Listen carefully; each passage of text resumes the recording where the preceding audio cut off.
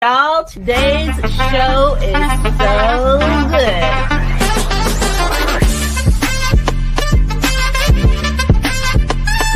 But number one, I've never seen an intro like that. It is my hope and desire that not only will episode 30 still be fun, but episode 300 will be even more fun. You were made for something great, so go and be awesome.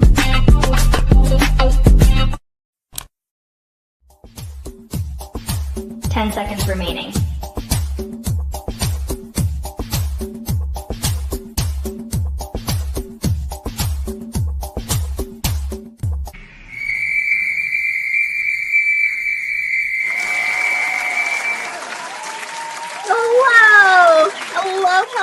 Hello, and welcome to the show.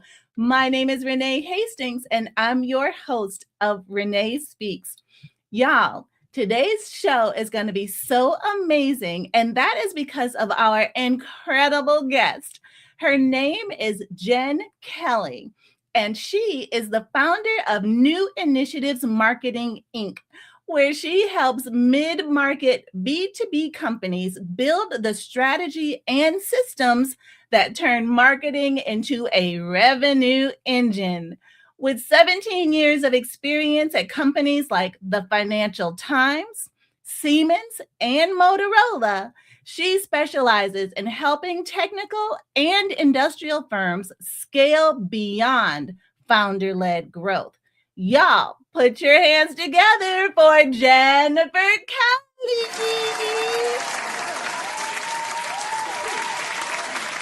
Hey, Jen. Hey there. Thanks for having me. This is great. Yeah, absolutely. We are super excited to have you here today because with your expertise in everything marketing and helping founders scale, that is what people go into business to make money, right? That's usually the situation. That wasn't my case, but anyways, that's a whole nother story. The money just happened to come. I just wanted to help people. But even with that, most founders, they have a gift, a skill, or a talent, and they want to be the best. They want to grow. They want to scale for the most part. And so you have made it your mission to build a system and a blueprint that makes sense for people who want to excel and want to level up from where they are to their ultimate goal. So I'm so grateful that you're on the show today. Thank you so much for being here. Thank you. It'll be a great conversation. I'm looking forward to it. Yes, same here. So Jen, as we get ready to dive into it, take us back. Tell us how you even got started in this. Did you go to school with the idea that I'm going to be in finance and I'm going to help businesses? No, ma'am. No, I did not. I went to school for marketing. And when I graduated, I was in a corporate marketing team. So when you talk about the Siemens and the Motorola and the Financial Times, my whole thing was get into a big company in the marketing team and grow from there. What had happened is in 2008, 2009, we had a financial crisis. And at least in our sector, that meant a lot of layoffs. So I found myself in 2009 with all this experience in marketing, now without a job. So I was like, what am I going to do now? And what I did do is I thought, you know what, I'm going to freelance until this recession is over and then get right back into the corporate world. And of course, that didn't happen. And I have to thank my old boss for that, because he's the one that put the idea in my mind. So, when we were having the conversation about, okay, here's your paperwork, we got to lay you off. I think there was like 9 of us. Poor guy had to lay off, and he's like, oh, okay, I'm really sorry. It's the company that did this, the whole bit. So it was a good meeting, as good as it could be. And I just said to him, I'm like, there's so much work. Like, how are you going to get it all done? And he was like, I don't know.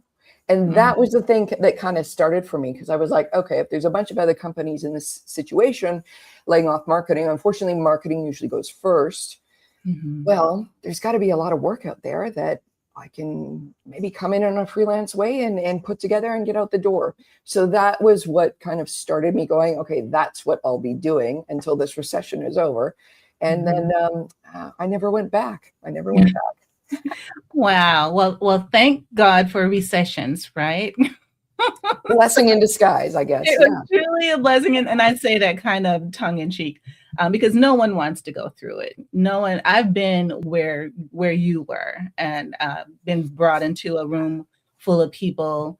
You know, there was like 30 of us in the room I was in, and they were like, thanks for joining us. We know this was unexpected, but today's your last day. Yeah. And you're like, wait, what? What is happening right now? And so I understand. I've been there through that corporate life, and I remember well what that felt like, and also looking at it as an opportunity. Like, okay, so this is not where I'm supposed to be, apparently. So I know that I didn't just go through this experience and work for this company for all this time for no reason. And so when I look back on it, I think, who did I meet? What did I learn? What impact did I have on the lives of the people who crossed my path? Those were the things that mattered to me. Not so much that, well, it was important that I'd lost a paycheck and I needed to replace it. But the most important thing was how I showed up, you know, day after day, and the impression that I left on people who I got to meet.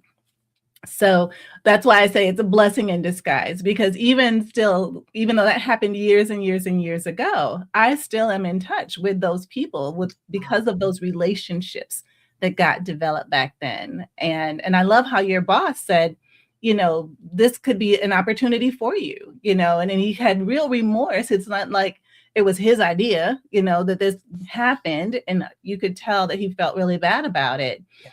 So at least there is that. The guy who cut all of us, he's like, you're gone. Bye. Oh, dear. He had no remorse, he had no emotion whatsoever in this whole experience. And I was like, really? This is what we're doing? So anyways, it was not fun. And when Amelia says, once you've experienced entrepreneurship, you don't want to go back to the corporate life. That is a yes and an amen, Amelia. Some people actually think about, you know, once they become entrepreneurs and they get a taste of what it's like, even though it's not for the faint of heart, let me tell you. And I'm sure you can attest to this, Jen, that it is hard work, but then you feel like it's worth it. You're building something of your own. It's something that you're putting all your heart and soul into, and like you're totally bought in because it's yours and your name is on it. And you become actually unemployable. I put that in. Can you relate? I've heard that term. I think also too, for me, one of the things was I just felt like, okay, the corporate or the job working at some place was the most secure place I could get. And I've actually found out the most secure place you can be is, you know, taking care of yourself. And so, you know, when there's no limits on who I can go and pitch, there's no limits on what kind of programs we can set up for a client. There's no, you know what I mean? So, so it's very, it's really, well, you got a lot of power to make it happen for yourself. And with that, there's, you know, a lot of responsibility doing that as well. But you really, your initiative can really help you, and it can really pay off. And that's one of the things that's very wonderful and freeing about running your own show.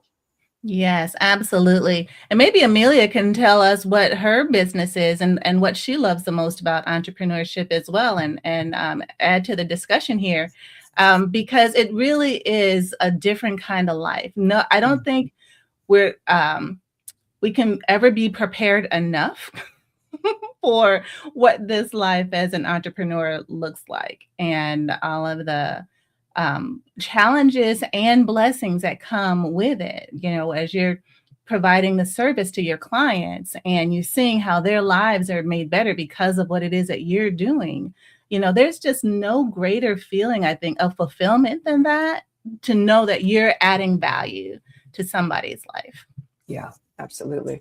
There's also, I have heard it said that running your own company, being an entrepreneur, is, I think it is the most dramatic personal development program you could ever enter, because every day you are faced with some new challenge, some new problem, and perhaps you haven't dealt with it before, and you have to go to deal with it. Like you just have to.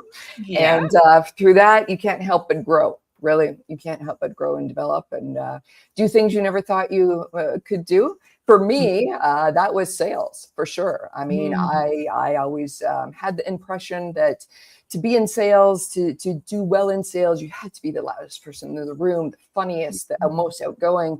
And it wasn't until when I started this company and had to go out and get deals, right? Do sales. That it actually really is who can follow up the most, who can listen to what the problem is, who can craft a solution based on what the what the customer is telling you their problem is, who can deliver. So there's a lot of things wrapped up into being successful with sales that have nothing to do with how many jokes you can tell, or are you the loudest person in the room. And that was brought home. Even I got some formal sales training, and it really is about follow a process, be consistent, and that's more the way that you win. Yes, of course, you have to know your product. Yes, you have to be you have to like people, right? But yeah, you don't have to be the star of the show.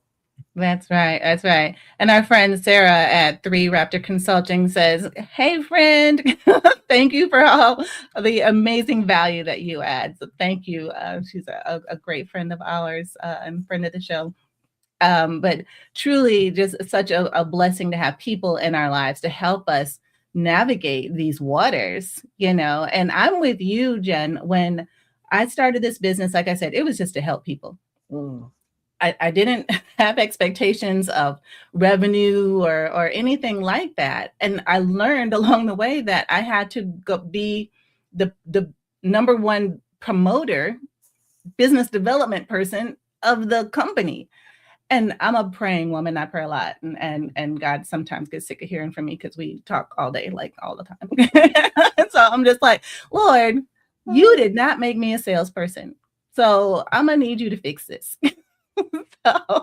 But he's just so good and provided such great resources and opportunities for me to, like you said, grow personally. It is a personal development journey as we're going through all the things that it takes to be an amazing entrepreneur. And I love what you said about the follow-up. When you're in sales, well, when I'm networking, I try really hard not to think of it as sales. Hey, Nia, happy Friday. I try not to think of it as sales because then I get all in my head and I freak myself out. But if I'm networking and I'm thinking, okay, who can I help today? Who can I be a good referral partner to today? I can't be a good referral partner if I don't know who they are and what they do. Or who their ideal client is. So let me get to know people and see how I can help. And then maybe something will happen, in terms of sales. Yeah. And they just come. Maybe I should be more intentional about how I approach that. But like you said, the follow-up is so key. I have discovered that as well, that it's so important in these networking relationships that grow, that help you become a better salesperson. Yeah. That's a great point of view as well, because what's the point of having a network if you don't know what's going on with your network and who does what and who does this? And if someone asks you for, do you know someone who does ABC? You need to be able to know who in your network does ABC. Otherwise, you just have a collection of names on LinkedIn, and that's not going to help anybody, right? So that's right. That is so true. So you have to know. And sometimes, so when we go to networking events, which I strongly encourage anyone who's an entrepreneur, go to networking events. As much as you may not want to, that's where they say the net worth is in the network. Have you heard that? I've heard that. Yeah. So that's how your business is going to grow. People do business with people that they know, like, and trust. I'm sure we've all heard that a million times. And you can't know people if you're not out in the community, in the neighborhood, in the places, in the rooms where there are other people. You have to go be with the people. You have to meet them, know them, and understand them, who they are and what they do, so that when someone asks, do you know someone? Like Jen said, oh yeah, there's this person I just met them. I met them here and they do this and this. I'll connect you. And then you actually be the connector. That's where you add the value. Yeah, absolutely. Absolutely. Yeah. And as well with networking events, even to go out to places where, say it's a monthly event and you go off and seeing some of the similar people, that's important too, because, you know, one meeting does not make a relationship, right? So showing up, it is worth it. Yes, absolutely. And you never know who new has come into their network. There you go. Yeah. Right. So if it's a monthly meeting, yeah, they may be meeting every month, but and they may have known 20 people that first time you met them. Well, the next time you meet them, they might know 40 people, right? And so you still want to stay top of mind. Daily Movement Workshop says 100% agree. Attending networking events is a great way to build strong relationships. 100%. And as an entrepreneur, your relationships are everything. And to be nurtured takes time, takes intention. You have to be intentional, and it's effort. I just went to a networking event on, what's today? Friday, on Wednesday. And it was a wonderful room to be in, lots of great people for a great cause. It was truly fantastic. I didn't know anyone. Well, I shouldn't say that. I was invited by one person, and that was the one person I knew. And he was kind enough to introduce me to other people. And as I'm getting to know them, we're exchanging information, primarily on LinkedIn, because in this age of digital life, we don't carry cards anymore. But so we were able to connect, but I had to really be intentional about following up either later that night or the next day, saying, hey, it was great meeting you at this event. I would love to learn more about what you do. You know, I know we didn't have time at the thing, but, you know, would you have time for a quick Zoom or a coffee or something like that? Do you know what I mean? But if I did just come home with a bigger LinkedIn list or, you know, a couple more business cards, what good is that going to do the business? Not at all.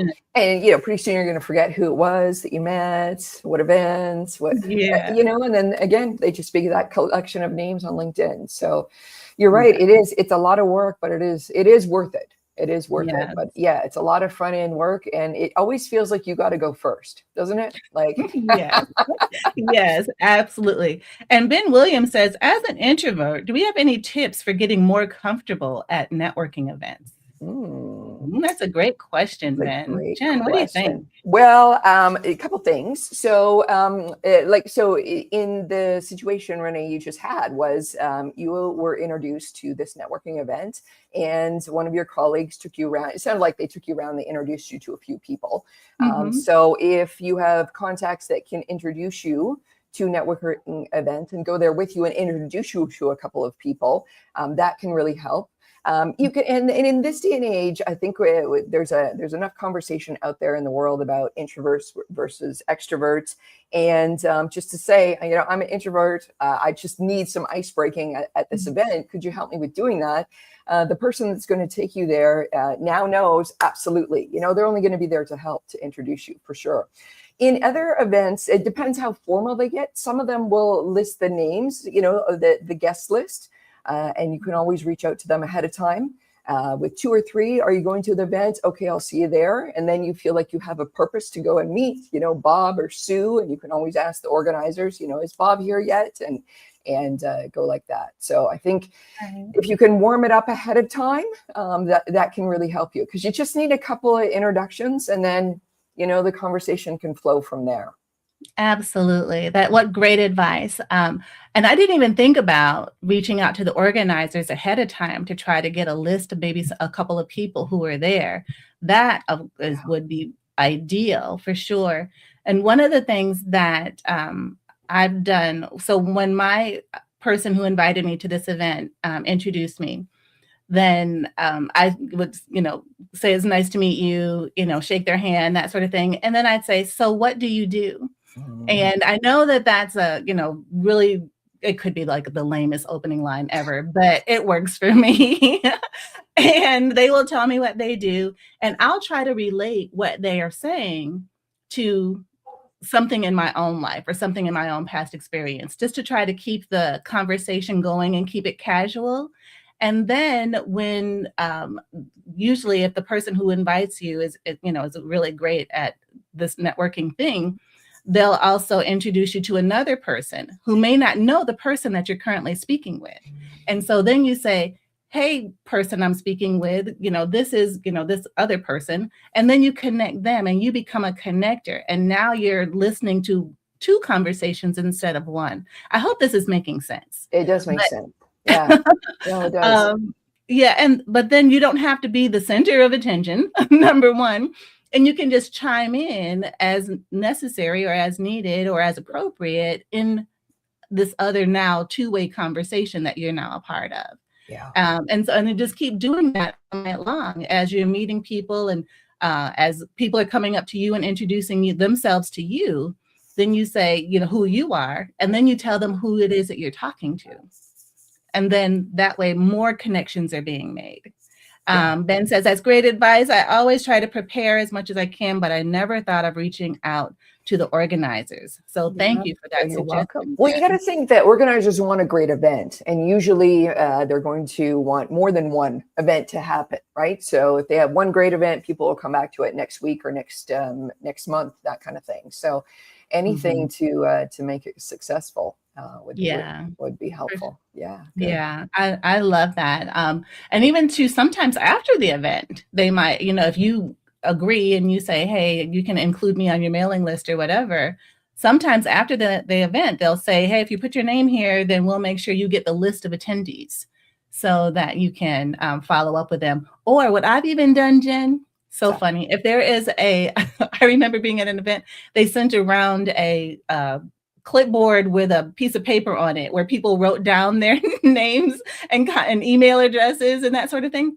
I took a picture of it. You took a picture of it. Okay. Very good. Well, that way I had it when I got home, and I'd be like, oh, hey, sorry, I didn't get a chance to talk to you at this event, but I'd love to learn more about you and who you are and what you do. And would you happen to have 15 minutes for a quick call, or something like that? No, that's great. That's great. So I don't even know if I do that.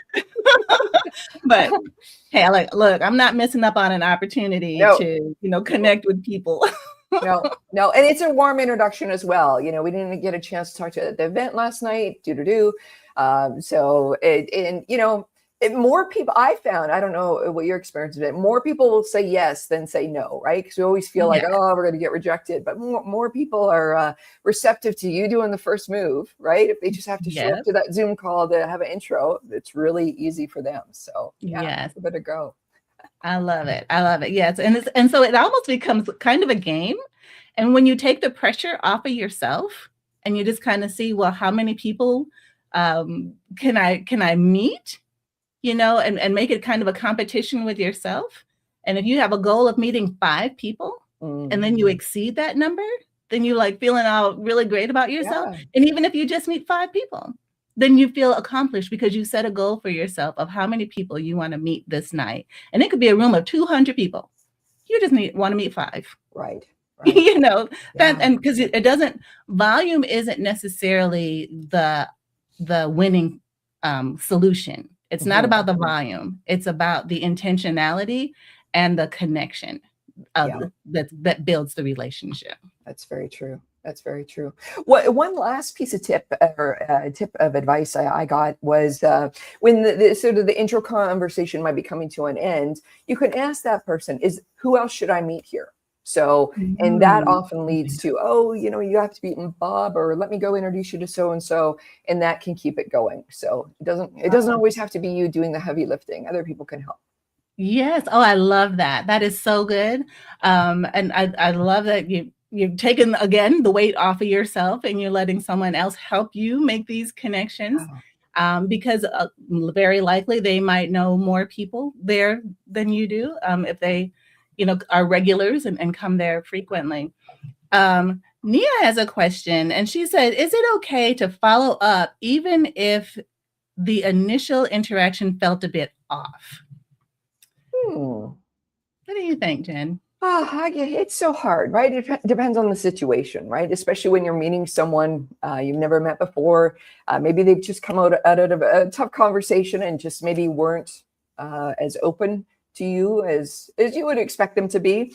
Maybe the conversation just kind of hit a bit of a dead end. You have no idea. So I would say, unless it was terribly offensive, give it a try, right? I mean, we've all been in situations where it's not our best foot forward, and the chance to have a second impression or a first impression redone is really good. So I would say, unless you feel really terrible about the interaction, give it a second chance. Agreed, 100%. And I also would say too, a suggestion I would have would be to follow up after doing a little bit of research about them and maybe finding something that they've done recently. And then when you follow up, saying, hey, it was really great meeting you last night. I saw that you are doing this particular thing that's really awesome. So give them some kind of compliment. And I'd love to learn more and love to be able to support you in some way or whatever after you get to know them and you feel like it's a good fit and you want to help them. Right. Then you can go ahead and continue the conversation. But at least you're putting the ball in their court, right? You're not taking offense to how they behave towards you. Yeah. And even if you are, you're kind of ignoring it and doing it anyway. You know what I mean? You're not holding it and taking it personally because like Jen said, they may have been just having a bad day. They may have just finished a hard conversation. They may have just been in some kind of funk or mood. You just don't know.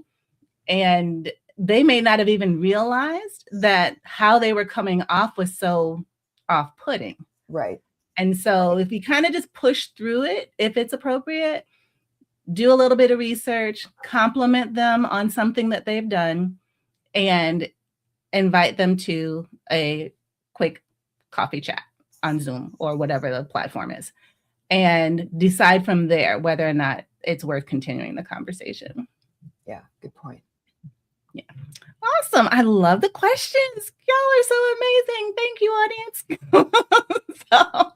So Jen, getting back to you, I want to talk a little bit more about your corporate experience and how it shaped your approach to B2B growth, because you are all about, you have a whole growth blueprint. And so how did your corporate experience impact that? Well, it gave me a really good base to understand B2B. So if we go back to college, all the case studies there were all about, Pepsi, Coca-Cola, Colgate toothpaste. It was all consumer brands. And so what I mean by consumer brands is the types of products and services that we can go and buy at the store, and we're only in control of our wallet. So if we want those shoes or we want that toothpaste, that's a consumer choice. Within B2B, I actually got into B2B when I was over at the Financial Times. I hadn't really been exposed to that area. And that's more where a business is selling its products and services, but to another business. So if you think going into a restaurant, there was some company that made the tables and chairs, and that company sold the tables and chairs into the restaurant for the restaurant to actually have a restaurant, people to sit down. So that would be an example of a B2B transaction. One business, the table and chair makers, selling into a restaurant so that restaurant can do their business better. So that's what B2B is focused on. It still has a human component, of course. There's always a human at the other end, or several of them that are approving the transaction. But what it seems to be different in a business to business or B2B sale or marketing is that it's more touching on certain problems that the business may have that this product or service may solve. So is it better for the budget? Is it better for longevity? Is it better for safety? Does it help the business do their job better? As opposed for consumers, does it look good on us? Do we want to, two for the price of one, more of an emotional buy? And so with a lot of my experience in corporate on the B2B side, when I came out and was freelancing, I was really focused on B2B companies, just knowing that For example, when we go do a marketing plan, we have to make sure that we're understanding all the problems in a business that need to be addressed in order to sell in that product or service. So in the work that we do, when I talk about it not being an emotional buy, it's more a buy to help the business. So for example, if we're selling in something technical, we got to make sure it's safe. We have to make sure that the IT people are happy with this new component being on their network. We have to make sure that finance realizes that it's a good deal for the business. We have to make sure that whoever the end user is of this product knows how to use it properly. So there's a few different, I guess, end users or end consumers than there would be if we were going out buying shoes or toothpaste. So all of the work done in the marketing departments, like at Siemens and Motorola, it was just there, drilled into me in order to be able to do that when I came out to start working on my own. Got you. Got you. So I love that all of our experiences kind of build on top of the other. And whether we're working in corporate America, at all of the different situations that we go through somehow come into play later when, now that you're on your own and you now have this frame of reference, like, hey, I've been here before. I know what this is like, and I know what this looks like, and I know what it takes to turn it around. So thank you so much for sharing that. But why do you think, Jen, that so many mid-market B2B companies stall after their initial success? With the companies that we work with, so we're very much on the technical side, and so that would mean a technical product or a technical service.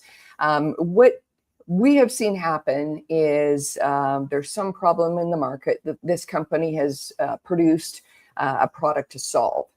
It's usually engineering-led or software-led. You've got very smart people seeing a problem and then creating a product in order to solve that problem.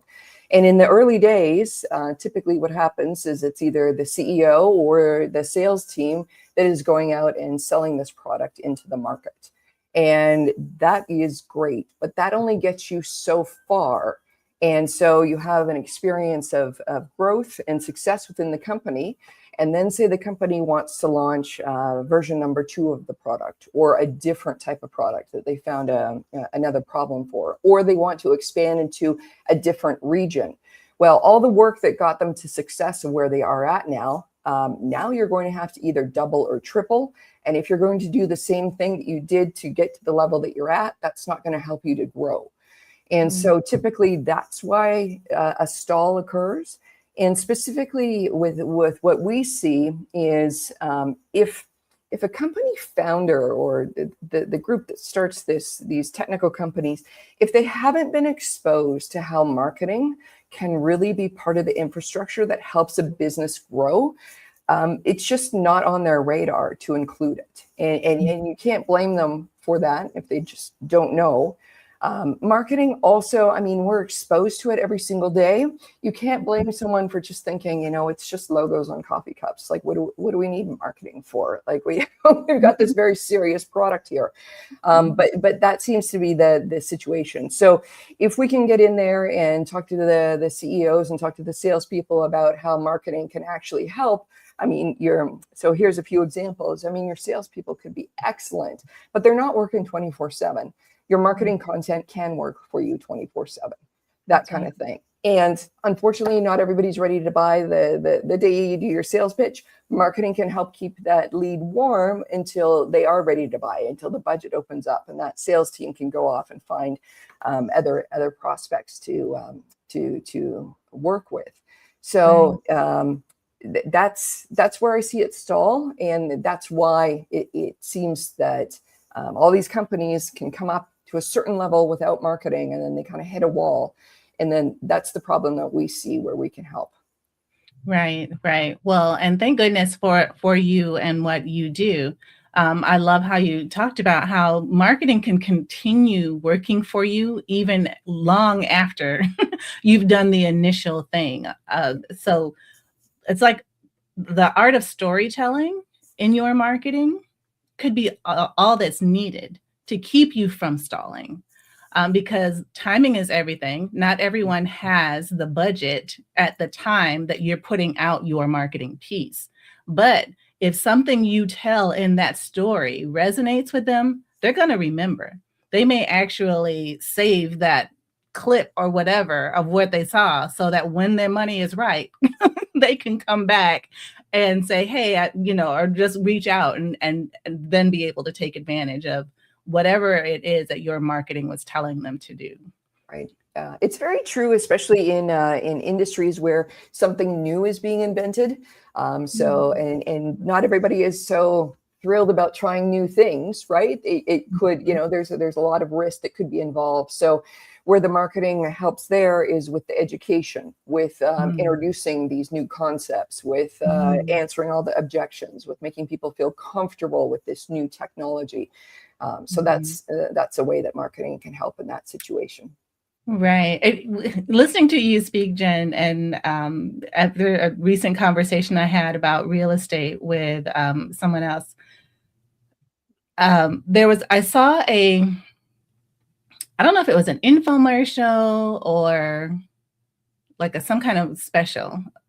I don't know. It was on television. I rarely watch television, so I can't remember. But I do remember this particular episode where they were sharing some new technology in how to build homes sustainably really fast. And they had some kind of material that they would blow into these molds. And then the material would harden and it would become a house. Oh, wow. And I was like, what is this?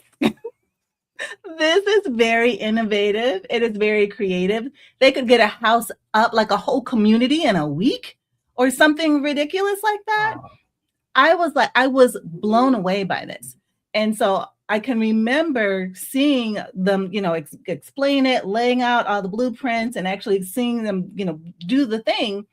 And I was like, this is the best marketing I have ever seen for something I don't even know what it is, but it is fascinating. It was truly fascinating. And that was months ago, and it's still on my mind today. It's still on your mind. Well, good job that marketing team did. That's great. But that's exactly it. It was probably not on your mind about thinking about this type of housing. And through, the storytelling and the explanation, it made a lot of sense, and it got through. And here you are months later talking about it. So well done to that team. Yes, exactly. And our audience too, they can do the same thing with their product or their, the service that they're offering. So how do you help CEOs move beyond their networks and sales hustle to scale sustainably? How do we do that? So, Will, it is led with marketing. Hold on, I'm sorry. Before you start, Jamal says that marketing team deserves a raise. Yes, they do. Maybe we can. Yes. Well, this is going live, so maybe someone can track them down and. I know that would be great because it was on television. I couldn't push a button to save it. Of course, yes. Oh, that's right too. I wasn't watching it on my phone. Oh my goodness. Oh, that's great. That's great. So, how do we do this with the CEOs? So, we go in and marketing. Many companies run marketing in kind of like they do it when they feel like it. So if marketing is introduced new to a company, sometimes what we've seen happen is people get all excited about either a campaign or a trade show or a new product launch, and it's full steam ahead. And then once that trade show is over, the launch is done, everything goes back and is quiet. And then they'll do it again, and then everything goes back and is quiet. And then they wonder why marketing isn't really working for their company. And then they just make the conclusion that marketing really doesn't work for our type of business. So, we'll just leave that alone. But what the problem is if you see in the example, that's running in kind of fits and starts, and it's kind of like marketing madness, right? Up and down and up and down. Mm-hmm. And one of the things that we ensure is when we come in to work with a company, we're going to install marketing as a system.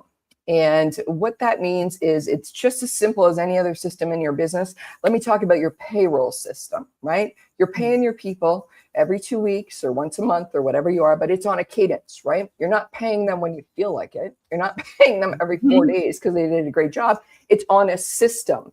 And so that has been the best way that we can start to explain. We're going to have marketing always running. Of course, things will go up and down depending on if there's a launch or a trade show, but we're going to have that air cover for the company and for sales 24/7. And so that's, I guess that's the biggest mindset that we want to make sure that the CEO and the team is on board with as we come in, because that's what we want to make sure happens for them. Right, exactly. It can't just be like, oh, like you said, oh, I'm feeling this today. Let's do this thing today. And then, tomorrow, something else. No, it is definitely something that needs to be ingrained and embedded into all the processes, all the systems. They need to all line up together. Otherwise, how can you tell a congruent story? Right? I mean, you can't. You totally can't. One company I think that is so good at storytelling is Procter and Gamble. I think they have some of these long form videos that truly get to the heart of people and meet them like right here, like, oh man, like, and you're like, okay, what are they selling? I can't buy enough of it. Kind of marketing.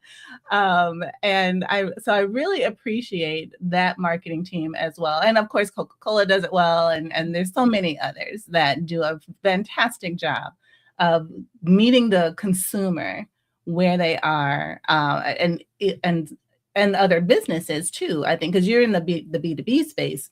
I think that is just as important in the B2B space, so that the vendor that you're looking for looks at your company and says, yes, absolutely, this is a match. I want to work with them. Yeah, that's exactly it. And that goes back to the human to human, right? I mean, it's the human making the decision, even if it is like I said, buying those tables and chairs for the restaurant, someone is making that decision. So you got to make sure that connection and that trust is built with that human who has the deciding power. Yeah, for sure. And so, Jen, then what makes your model of becoming the outsourced marketing department so unique? What's unique about it is that we can come in and start pretty quickly with a company. So if a technical company has hit a block and is convinced that marketing as a system is the way to go, we can come in and set up a strategy and execute for them very, very quickly. What is really good about having our model is that they don't have to commit to headcount in an area that is very, very new for the company. Like, you have to understand it from their point of view. If they've decided, okay, yes, we're going to implement marketing, but now we have to get do we get a team of 2, a team of 6? Like, how do we run this? We're not too sure. I mean, that's just such a hurdle for them to get over. So for us coming in, the whole team is used to working this way, and we're ready to ramp up. We've got our programs ready for you. We're ready to do this. It makes it really easy for them to get up and running with the marketing and then see how that can really affect their business. And what ends up happening is we end up either renewing with the company. They like the outsource model, and that works for them. Other times, which is kind of bittersweet, but kind of, I mean, it really proves that marketing has worked for them. They may say, you know what, it's been a year, it's been 2 years. We see this really working. We want to bring this in-house now. And so we just stay with them until they fill up their in-house team, and then, do the handoff, and away we go. And like I said, it was bittersweet, but that's actually the biggest compliment, right? They've seen that this area of business really helps their company grow. And so they've decided to, invest internally in it. So that's right, great exactly. too. But to begin with, they don't have to do that. They don't have to take on the headcount, the fringe, the, benefits, the health insurance, the paid time off, all of those extra added expenses that can sometimes add about 30% to somebody's salary. Yeah. And then you're hiring somebody full-time, which, maybe it's a full-time job, maybe it's not, Yeah. And then like marketing doesn't run without software now. So all the software, all the stuff, and then somebody to lead it. And then like, it can be a lot. So, It can be a and you know, we're used to coming in and ramping up really quickly, and you don't have to worry about a culture fit either. You know, we're gonna come in and work for you. You know, we're gonna get along with everybody, and it's just a right. very low risk way for them to really get marketing working for their business. Right, exactly. And then, like you said, in time, after it's all starting to work together, Yeah. it can go from being a cost center to an actual revenue generator. Then, speak a little bit to that as well, because at the beginning, it certainly is a cost center. But then once it starts working, it starts making money for you, I was right? just say, just hold your horses there for a minute, you know? I'm just kidding.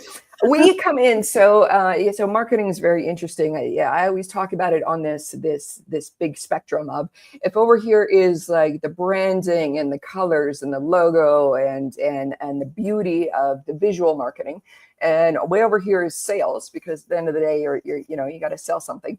We're more over here, meaning that of course we're going to do stuff that is on brand, but everything that we're working on for marketing has to somehow lead to a faster meeting for sales. And when I say sales, I mean the salesperson. So a faster meeting for the salesperson, the sales cycle. So how long it takes to go from the time that they first have that first conversation until they close the deal. Can we help make that faster for them? Can we help with the volume of it? Can we help with renewals happening? So we want to be as close to sales as possible to support their team. So we just want them out there doing the presentations, doing the closing. Let us take care of everything else. And in that way, very quickly, we are on the side of the revenue generation, because we are working with every piece of content, everything that we're doing. How does this get someone new in the door? How does this get the salesperson to have a better second call or a faster close? So that's how we have aligned ourselves. So the marketing team that really is, the sales team support. So the closer you can get in the business to where the revenue is generated, the more valuable you can become. And we're looking to do that for our company. Right. Okay, now thank you for clarifying. um, Instead of me, just immediately assuming, yes, marketing is a cost center, but once it starts working and then, money starts coming in. Well, there was a missing piece that I overlooked, which was that whole sales team part where they've got to actually close the deals. So thank you for looping that back in. That is definitely a critical component to your marketing working well. And actually the evidence that the marketing is working well, because like you said, it's an easier close for them, because what brought the person to them was in alignment with what it is that they were offering, and that you told the story well enough so that the salesperson now just has to close the deal. Yeah, right? and if you think about to your that housing commercial that you saw, so imagine that now you're in the market to buy one of those houses.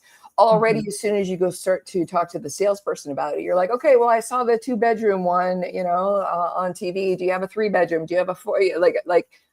You already come a little bit more educated, rather than just having the salesperson say, okay, this is how we build our houses.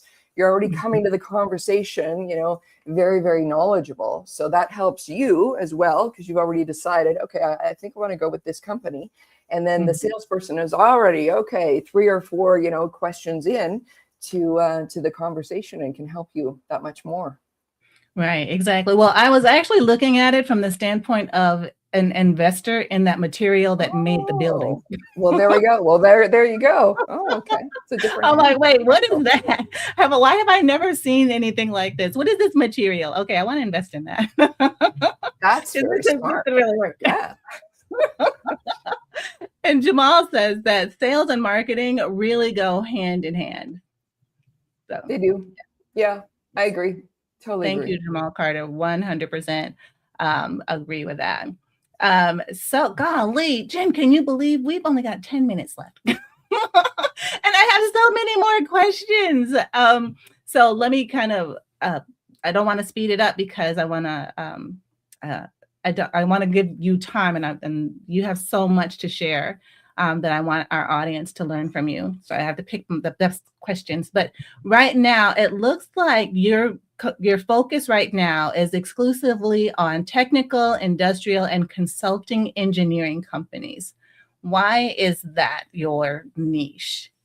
Why is that the niche? A couple of different reasons. And number one, our team is really good at the B2B, at those kind of areas. So very complex.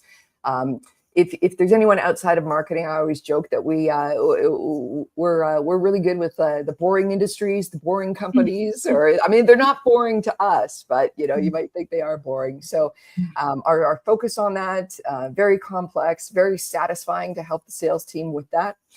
You also have to think about when you're running your business or running your company, how is the company going to survive long term, and where can the company go to make the best, be the best help? And as I'm sure you know, there's a lot of marketing companies out there, and we wanted to be in a place where we could dominate, and we could have the ability to not be, one of 10 going into pitch. So that was another reason as well. It's an underserved market, and we found success there. So those are the reasons. Wow. That's so good. And it sounds like the opportunities that exist there stand out because the pool is so much smaller. There aren't as many fish in the pond. So it's really smart. Very, very smart. So as we get ready to close out, and I definitely want to give you time to speak to this thoroughly, because marketing is so important to business owners. Sales is so important to business owners. Networking is so important to business owners. What advice would you give to mid-market leaders who are ready to break through their growth ceiling? The advice I would give is to really look at your company and to see, are you really, are you missing any structural part of business that can help you grow? And one of the things I mean about that would be the strategic marketing. If you've gotten to the mid-market size without this type of help, that is a huge achievement. It's wonderful. And it obviously means that the market is responding well to what it is that you serve. But in order to grow and in order to defend yourself from any competition coming in, I would really take a look at marketing.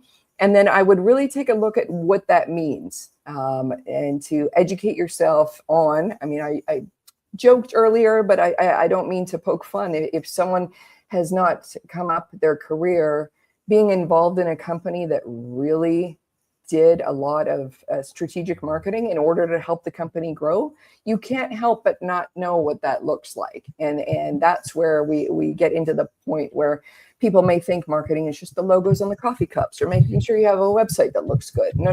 It's much more than that.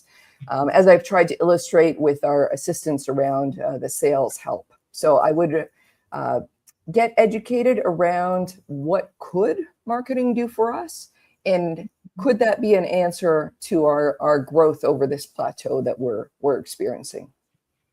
Right. And I love how you said that your marketing can help you defend yourself against your competitors. You can definitely level up and stand out with the right strategic marketing. So, and it's so critical. It's just it's like having a table with only 3 legs. You know what I mean? Or 2 legs. It's the table isn't going to be stable or sturdy and have the foundation that it needs to be able to put something on top of it. It's very true. It's so true. And if you don't differentiate, if you don't invest in marketing for your company, then your buyer has the one choice of going, okay, it's price. So I'm going to go with the cheapest. And nobody wants to compete there, right? Because it's just a race right down to the bottom.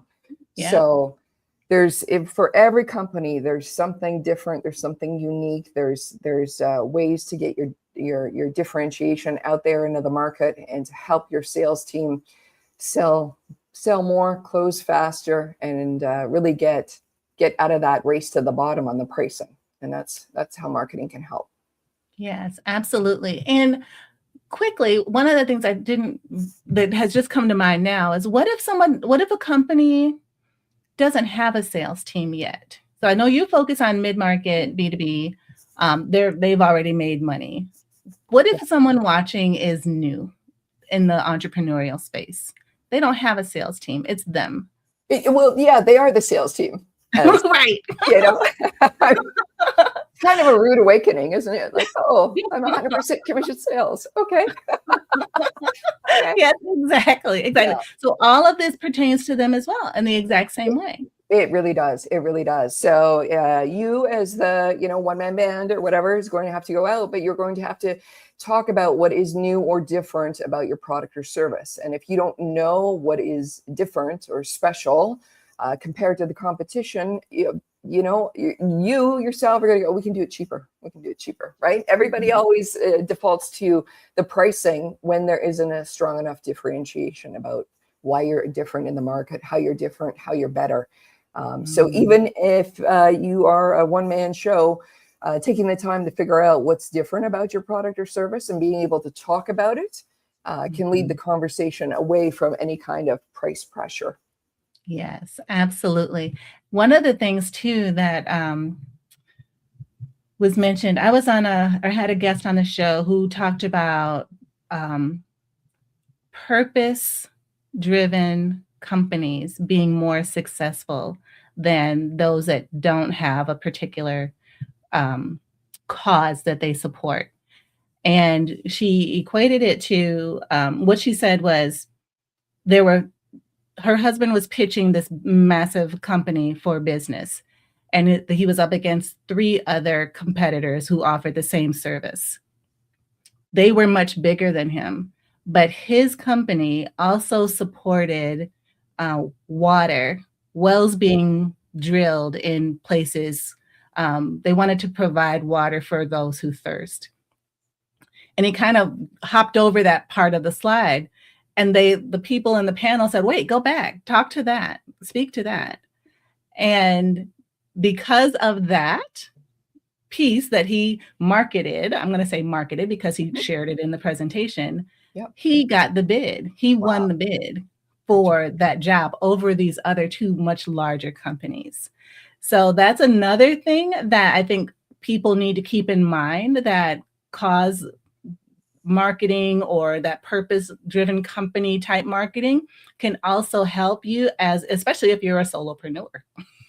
Yeah. What is different about you compared to the competition, and that matters as well. Yes. And if I was just thinking there, if say you're a solopreneur and you haven't decided on a charity to work with, there's other ways to talk about, your purpose. So who does your company buy certain goods and services from, right? Are you making sure to support, the woman-owned businesses? Are you making sure to support local businesses in your own way of operating your business? So talking about that too can help you. Oh, I love that. Yes, we need to do that more and be more intentional about backing that up. So if we say that we support women-owned businesses, or we say we support local or whatever that is, make sure that's a fact and you're actually doing it. And Daily Movement Workshop says that when you're just starting your business, you wear all the hats. You're the marketer, the salesperson, everything. Yes, absolutely. 100%. So Jen, this has been so fantastic. It's so enlightening. I love all the suggestions that you gave to help us with our marketing, and especially if there's solopreneurs out there, how they can, they don't have to be left out of the mix. Like, it's even more critical for them so that they can get to that mid-market level. So how can people stay in touch with you as they're, growing, developing, thinking through their marketing strategy? Absolutely. So the company name is New Initiatives Marketing. So there is a book a consultation on that website. If you click through and just leave a note that you heard about me on this podcast, It is a free consultation, so we can talk about networking, we can talk about sales, we can talk about any of the things that we discussed today. And as well, we're on LinkedIn. I'm under Jennifer Kelly. I think there's only 5 million of us, so not an easy find. And then New Initiatives Marketing as well on LinkedIn. So those are the best ways. We're most active on LinkedIn. Awesome. Yeah, LinkedIn is quite the platform, I tell you. So Jen, we're popping up your socials here, making sure people can find you on LinkedIn and connect at newinitiativesmarketing.com for sure. And we'll, of course, include all of these links in the show notes so that people can definitely reach out and stay connected and support you, and in supporting you, benefit their business. So thank you so much for being a guest on the show today. Jen, you were made for something great. So go and be awesome. Thank you so much.